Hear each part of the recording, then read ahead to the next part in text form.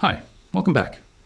And today I want to start with a single sentence that tells you everything you need to know about how chaotic this war has become in just 5 days. Kuwait, an American ally, a country hosting American troops on its soil, a country that signed a joint statement with the United States condemning Iran, accidentally shot down 3 American fighter jets. Not Iranian jets, American jets. F-15E Strike Eagles, some of the most advanced fighter aircraft on Earth, each worth approximately $94 million, were destroyed by the air defenses of America's own ally while flying a mission to protect that same ally from Iranian attack. Think about what that tells you. The airspace over the Persian Gulf right now is so congested, so chaotic, so full of American jets, Iranian missiles, Kuwaiti interceptors, UAE drones, Saudi air defenses, and Israeli aircraft all operating simultaneously, that a Kuwaiti F-A-18 pilot fired 3 air-to-air missiles at 3 aircraft he thought were Iranian, and they were American. All 6 crew members ejected safely and were recovered. But the jets, $282 million worth of American military hardware, are now wreckage on Kuwaiti soil. A retired American brigadier general called it a classic case of the fog and friction of war. A former U.S. Air Force colonel said it was nearly impossible for Iran to have shot down those jets, meaning the only possible explanation was friendly fire. And a former U.S. Air Force officer who planned F-15E missions for a living said bluntly, "This is operational incompetence. Our military is permanently stationed in Kuwait. This should not have happened." But here is the bigger question, and this is the question we're going to spend the next 25 minutes answering. If America's allies are shooting down American jets by accident on day 4 of this war, what does day 14 look like? What does day 28 look like? Because today is March 4th, day 5 of Operation Epic Fury. And in 5 days we have had the supreme leader of Iran killed, 9 Iranian warships sunk, 787 Iranians dead, including 165 schoolgirls, 6 American service members killed, 3 American jets destroyed by friendly fire. U.S. embassies attacked in Kuwait, Saudi Arabia, and Dubai. The Strait of Hormuz effectively closed. Asian stock markets crashing. European gas prices up 66%. And Donald Trump has given 4 different explanations for why this war started. So let us go through every country, every crisis, and every unanswered question right now. Let us start with Kuwait. Because Kuwait's story in this war is one of the most extraordinary and underreported of any country in the region. And to understand the friendly fire incident, you need to understand what Kuwait has been dealing with since Saturday. Kuwait did not want this war. In the weeks before Operation Epic Fury launched, Kuwait was one of the Gulf states that quietly but clearly told Washington, "Do not use our territory as a launch pad for strikes on Iran." Kuwait's government understood something that Washington apparently underestimated, that if America launches strikes from Kuwaiti soil or Kuwaiti airspace, Iran will view Kuwait as a co-belligerent and respond accordingly. And that is exactly what happened. From day 1, Iran targeted Ali al-Salam Air Base in Kuwait, the base that hosts American troops and which American F-15s were flying from when they were shot down. Kuwait's air defense systems have been working around the clock, intercepting incoming Iranian drones and ballistic missiles. Its Director General of Civil Defense confirmed that the majority of Iranian drones approaching through maritime routes were intercepted. 32 Kuwaiti civilians were injured. Explosions were heard across Rumaithia and Salwa neighborhoods. Smoke was seen billowing near the U.S. Embassy in Kuwait City. The U.S. Embassy itself was struck by Iranian drones, prompting its closure. The road near Ali al-Salam base, just 10 kilometers from where one jet went down, was visible in videos circulating online. And then on Sunday night at 11:03 p.m. Eastern Time, as Iranian aircraft, ballistic missiles, and drones were flooding Kuwaiti airspace simultaneously, a Kuwaiti F-A-18 Hornet pilot, tracking what he believed were 3 Iranian aircraft, fired 3 air-to-air missiles. All 3 hit their targets. The 3 targets were American F-15E Strike Eagles, flying in support of the same operation the Kuwaiti pilot was defending his country against. All 6 American aircrew ejected safely and were recovered. CENTCOM confirmed the incident. Kuwait acknowledged it. Both governments expressed gratitude for the rescue operations and said they remain in direct coordination. But here is what nobody is saying publicly. In 2024, an American ship mistakenly fired on an American F-A-18 in the Red Sea, and that incident alone triggered a full investigation. This incident involved 3 jets. 3, in a single engagement. Former U.S. Air Force Colonel Jeffrey Fisher told military reporters that coordination with allies in this congested, threatened airspace is incredibly difficult. And retired Brigadier General Marty France used one phrase that cuts through all the diplomatic language. He called it the fog and friction of war. And he is right, but that fog is getting thicker by the hour. How much thicker can it get before the next friendly fire incident kills American personnel rather than just destroying their aircraft? Saudi Arabia's position in this war is the most complicated of any country in the region, and understanding that complexity tells you exactly why this conflict is so much harder to manage than anyone in Washington anticipated. Saudi Arabia did not want Operation Epic Fury to happen. Crown Prince Mohammed bin Salman personally lobbied Donald Trump in Washington in November 2025 to pursue diplomacy rather than military action. Saudi Arabia was one of the Gulf states that told the American administration not to use its territory or airspace to launch strikes against Iran. And, as recently as days before the operation began, Saudi officials were telling their American counterparts that a diplomatic solution was still possible.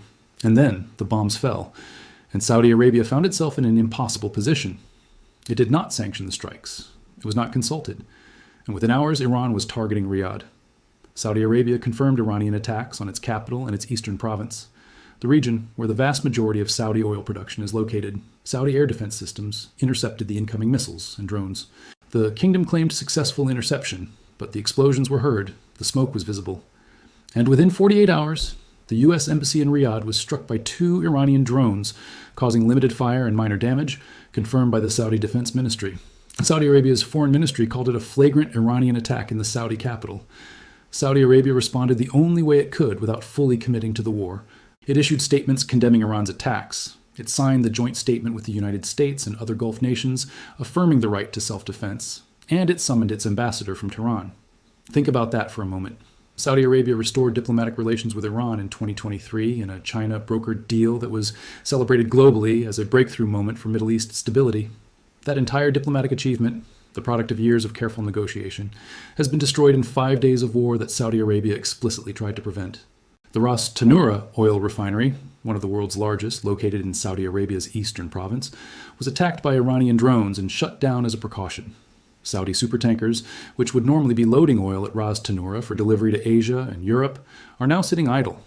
Saudi Arabia's oil export capacity, the resource that funds its entire Vision 2030 transformation program, its military, its social services, its future, is under direct attack from a country it had been at peace with for 2 years. And the question Saudi Arabia's leadership is asking right now, in private, behind closed doors, is one nobody wants to answer publicly. When this war ends, what exactly is the relationship between Saudi Arabia and the United States? Because Washington launched a war that Riyadh begged it not to fight. A war that has now resulted in Iranian missiles falling on Saudi streets, a destroyed U.S. embassy in Riyadh, and a shattered diplomatic architecture that took years to build.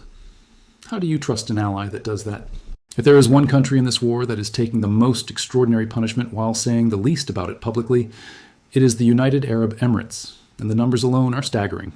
Since Iranian strikes began on February 28th, the UAE has tracked and intercepted the following: 174 Iranian ballistic missiles, of which 161 were intercepted, and 13 fell into the sea. 689 Iranian drones, of which 645 were intercepted, and 44 caused impact inside the country. 8 cruise missiles, all intercepted. The UAE's air defense systems have been running at maximum capacity around the clock for 5 consecutive days. And here is the detail that reveals just how overwhelming Iran's saturation attack strategy is. Even with a 93% interception rate, 44 Iranian drones still made it through and hit targets inside the UAE. What did those 44 drones hit? Dubai International Airport, the busiest international aviation hub in the world, was struck, injuring 4 airport staff and forcing temporary evacuation of terminals. The Burj Al Arab Hotel, one of the most recognizable buildings on Earth, was hit by falling drone debris, causing damage. Palm Jumeirah, the artificial island where some of the world's most expensive real estate sits, was struck by a Shahed drone, causing a large explosion and fire near the Fairmont Hotel. The U.S. consulate in Dubai was hit by a drone that set fire to the adjacent parking lot. The Jebel Ali port, one of the world's top 10 busiest commercial ports, saw a fire break out attributed to aerial interception debris. And 2 Amazon data centers in the UAE were knocked offline by drone strikes, disrupting cloud services for businesses across the region. 3 foreign nationals were killed in the UAE, a Pakistani national, and a Pali national, and a Bangladeshi national. 58 people were injured, representing citizens from 16 different nationalities, including Emiratis, Egyptians, Filipinos, Pakistanis, Iranians, Indians, and Sri Lankans. The UAE is home to approximately 500,000 Iranians, many of them in Dubai, where Iranian businesses, an Iranian hospital, and Shia mosques serve one of the most significant Iranian diaspora communities in the world. This is the country that Iran is bombing, its own diaspora's home. France deployed Rafale jets to protect its bases at Camp de la Paix and Al Dhafra after Iranian drone strikes hit the French naval base. Australia's Defence Force headquarters Middle East, located at Al Minhad Air Base, was also targeted. The UAE Minister of State Reem al-Hashmi told reporters that the GCC operates as one system. An attack on any member endangers the entire region. She said it with the measured tone of a diplomat, but what she meant was unmistakable. The UAE has the right to respond, and defense analysts are watching Abu Dhabi very carefully to see if and when it exercises that right. Let us talk about Iran. Because after 5 days of American and Israeli strikes, after the death of its supreme leader and 7 of its senior military officials, after its air defenses have been degraded, after its naval headquarters have been destroyed and 9 of its warships sunk, Iran is still firing, still launching, still escalating. And that tells you something crucial about the nature of this conflict that Washington has consistently underestimated. As of March 4th, 787 Iranians have been killed according to the Iranian Red Crescent, the humanitarian organization that has no political reason to exaggerate. Of those, 165 were schoolgirls killed in the Manab Girls Elementary School strike, a fact confirmed by Iranian Foreign Minister Araghchi, who posted publicly about what he called the murder of innocent children in broad daylight. Both the United States and Israel denied targeting the school, and they said the school was adjacent to a military facility. Iranian state media published images and names of the dead children. Trump's own niece, Mary Trump, posted publicly. I challenge anyone who tries to justify this. Inside Iran, the constitutional machinery of succession is still grinding forward despite the chaos. President Masoud Pezeshkian, Judiciary Chief Gholam Hossein Mohseni-Ej, and a Guardian Council jurist formed the Provisional Leadership Council.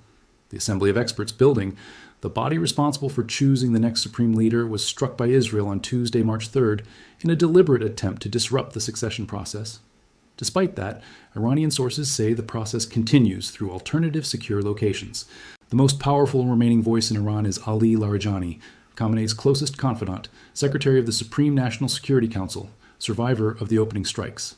He posted publicly on March 3rd, "We will not negotiate with the United States." This directly contradicted Trump, who said Iran wants to talk and he has agreed to talk. Larijani's message was unambiguous.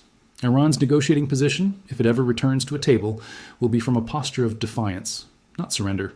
And the IRGC, despite losing its ground forces commander and other senior officials in the opening strikes, has appointed new commander Brigadier General Ahmad Vahidi and continues to launch what it describes as wave after wave of retaliatory strikes against American assets across the region. CENTCOM confirms that more than 50,000 U.S. troops and 200 fighter jets are now participating in Operation Epic Fury, numbers that reveal how large this operation has actually become. And yet Iran is still firing. 5 days in, still firing.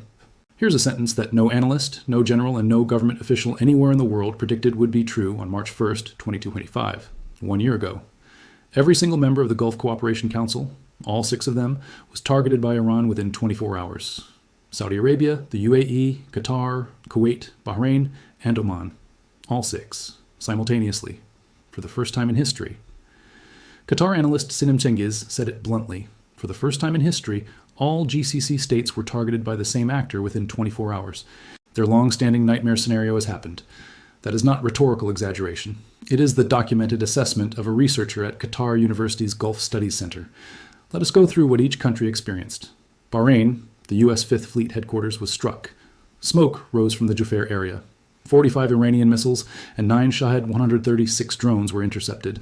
4 Bahrainis were injured. The Bahrain International Airport sustained material damage from a drone strike on Sunday. Qatar Al Udeid Air Base was targeted. Qatar intercepted at least 2 waves of missile attacks. 16 people were injured. On March the 2nd, Qatar shot down 2 Iranian Sukhoi Su-24 jets that approached Qatari airspace, a remarkable escalation confirming that Iran was sending actual aircraft, not just missiles and drones, toward Gulf states. Oman, 2 Iranian drones struck the Duqm port on the Arabian Sea, injuring 1 foreign worker. Oman, which had been the trusted diplomatic mediator between Washington and Tehran. Fogo Bastos, whose foreign minister had been giving journalists thumbs up outside the Geneva talks just days earlier, found its own commercial port under attack. Jordan, 49 drones and ballistic missiles were detected over Jordanian territory. Jordan dealt with all of them, though flaming debris fell near residential buildings in Amman. Israel struck Iran from Jordanian airspace, which Jordan had not explicitly authorized. Jordan's position, hosting American troops, sharing borders with Iraq, being used as transit airspace for strikes, is diplomatically untenable. The Gulf states have now signed a joint statement with the United States condemning Iran's attacks and reserving the right to respond, including the option of responding to the aggression. Defense analyst Ryan Bohl said something that should alarm anyone watching the situation. He said if Iranian attacks continue throughout this week, he would expect Gulf Arab states to eventually participate in counterattacks on Iran, with the UAE and Saudi Arabia being the ones to watch. Two countries that never wanted this war, that tried to prevent it, that are now absorbing Iranian missile strikes on their civilian infrastructure, are moving toward a point where they may decide that sitting passively while using up their air defenses will not accomplish anything. And the moment Saudi Arabia or the UAE enters this war as active combatants, the conflict transforms from a U.S.-Israel operation into a regional war of a completely different scale. Here is something that has been building since day one of Operation Epic Fury and is now impossible to ignore. Donald Trump has given 4 completely different explanations for why this war started and why it needs to continue in just 5 days. Explanation 1, given in the initial video statement Saturday morning at 2:30 a.m. Iran rejected every opportunity to renounce its nuclear ambitions. This is a non-proliferation argument. America struck Iran to prevent it from building a nuclear weapon. Explanation 2, given Sunday, Iran was planning to attack American forces. This is a preemptive self-defense argument. America struck first because Iran was about to strike us. But a senior Pentagon briefer acknowledged to congressional staff that Iran was not planning to strike U.S. forces unless Israel attacked Iran first, meaning the imminent threat justification was, at minimum, circular. Explanation 3, offered by Secretary of State Marco Rubio in congressional briefings. The goal is to destroy Iran's missile program. This is a military capability argument. Not nuclear, not self-defense, but eliminating Iran's ballistic missile arsenal. Explanation 4, emerging from background briefings and Trump advisors speaking anonymously. Regime change. Replace the Islamic Republic with something else. This is the most maximalist argument, and it has no clear endpoint, no measurable success condition, and no exit strategy. 4 explanations, 5 days, and none of them fully compatible with the others. One former U.S. Air Force officer wrote publicly that losing 3 F-15Es in 48 hours is a hefty price, and asked about the downstream effects of operational tempo, lack of training, faulty mission planning, and panic. A professor at Georgetown University told journalists that the operation appeared designed to derail the very negotiations that were still ongoing when it launched. And Trump himself, when asked when the war ends, said operations could last up to 5 weeks or far longer, and that he will not rule out anything when asked about ground troops. Former Vice President Al Gore called for peace negotiations and a ceasefire. Canada's Prime Minister Carney called for de-escalation. The UN Secretary General called for an immediate ceasefire. And inside Congress, Democratic Senator Tim Kaine demanded a War Powers Resolution vote requiring Trump to seek congressional authorization to continue within 60 days. Without that authorization, the largest American military operation since Iraq has no legal foundation beyond the president's unilateral decision. Trump launched this war faster than expected. He admitted as much himself when asked why Americans in the region were not evacuated sooner. His exact words, "It happened all very quickly. I thought we were going to have a situation where we were going to be attacked." That is the President of the United States explaining why the world's most powerful military launched its largest regional operation in 20 years. Because he thought something was going to happen. Does that sound like a clearly defined, carefully planned military strategy to you? Let us talk about the part of this war that is already affecting people far outside the Middle East, because the economic impact of Operation Epic Fury is now global. It is accelerating, and most people have not yet felt the full force of what is coming. Start with the stock markets. The Dow Jones Industrial Average fell more than 1,000 points on Tuesday, heading for its worst trading day since April of 2025. The Nasdaq dropped 1.8%. Bank shares fell 3.8%. Insurance stocks dropped 4.2%. South Korea's Kospi crashed 12.3%, its worst single-day drop in years. Japan's Nikkei fell 4.7%. Asian markets, which depend on Gulf oil far more heavily than Western markets, are pricing in a scenario where the energy disruption lasts weeks, not days. Oil. Brent crude jumped 13% on the first day of strikes to $82.37, the highest since January 2025. U.S. national average petrol prices were already up 5 cents in a single week before the strikes even began. But the bigger crisis is natural gas. Qatar, the world's largest LNG exporter, halted all LNG production after Iranian drones struck its facilities. It declared force majeure on its supply contracts. European natural gas prices surged 66% in a single week. That is not a typo. 66% in 1 week. An LNG tanker that had been heading to Europe reversed course and turned toward Asia. The first documented case of cargo diversion during this price spike, confirming that traders are already restructuring global supply chains in response. The broader maritime disruption is equally severe. Maersk and Hapag-Lloyd, the world's second and fifth largest container shipping companies, have suspended all Hormuz operations. Marine war risk insurance has been cancelled by Norway's Guard and Scold and Britain's North Standard and London P&I Club. Benchmark shipping rates have tripled since January. Supertanker daily rates hit $423,136, a 94% increase in a single day, reaching an all-time high. Amazon has warned customers in Saudi Arabia, Kuwait, Bahrain, the UAE, and Israel of extended delivery times. Its data centers in the UAE and Bahrain are offline. 2 Amazon cloud facilities were struck by Iranian drones. And then consider this, the military hardware losses alone. 3 F-15E Strike Eagles at $94 million each. $282 million of hardware destroyed by friendly fire in a single engagement. The AN/TPY-2 radar in the UAE, worth approximately $500 million, was reportedly targeted. The American AN/FPS-132 radar in Qatar, worth $1.1 billion, was also reportedly targeted. This war is burning money at a rate that would have been unthinkable 2 weeks ago when diplomats in Geneva were still discussing a fast deal. 5 days in, let us be completely honest about the scoreboard, because the public narrative from Washington and the military reality on the ground are starting to diverge in ways that matter enormously. What America and Israel have achieved. They killed the supreme leader of Iran, a man who had ruled for 36 years and controlled every lever of Iranian power. They killed 7 senior Iranian military and intelligence officials simultaneously. They destroyed Iran's naval headquarters. They sank 9 Iranian warships, eliminating a significant portion of Iran's surface naval capability. They struck nuclear infrastructure at Isfahan, Qom, Karaj, and Natanz. They degraded Iran's air defense systems in the opening hours. They struck the Assembly of Experts compound, the body that chooses Iran's next supreme leader, in an attempt to disrupt the succession process. CENTCOM confirmed more than 1,000 Iranian targets have been struck in 30 hours. These are real, substantial, documented achievements. What Iran has achieved? It has closed, or at minimum severely disrupted, the Strait of Hormuz, the world's most important oil choke point, triggering a global energy crisis. It struck every American military base in the region simultaneously, including Al Udeid, 5th Fleet headquarters in Bahrain, Al Dhafra, and Ali Al Salam. It attacked American embassies in Kuwait, Riyadh, Dubai, and Jordan. It hit Dubai International Airport, Jebel Ali Port, Palm Jumeirah, the Burj Al Arab, and Amazon data centers.